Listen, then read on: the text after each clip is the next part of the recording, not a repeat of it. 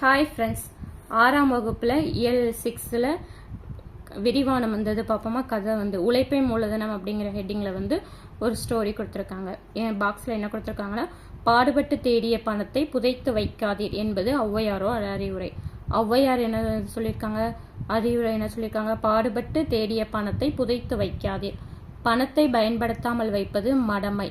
பணத்தை கொண்டு ஏதேனும் ஒரு தொழில் செய்து வாழ்வில் முன்னேற வேண்டும். பிறருக்கு உதவியாக வாழ வேண்டும். அதுவே பணத்தின் பயன்.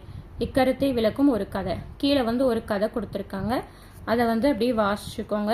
இதுலேருந்து அந்த ஒரு கொஷின் கேட்க மாட்டாங்க. அதனால் இந்த கதையை நீங்களே அப்படி கொஞ்சம் நல்லா ரீட் பண்ணிக்கோங்க. சும்மா ரீட் பண்ணி விடுங்க போதும். உழைப்பே மூலதனம் அப்படிங்கிற கதை.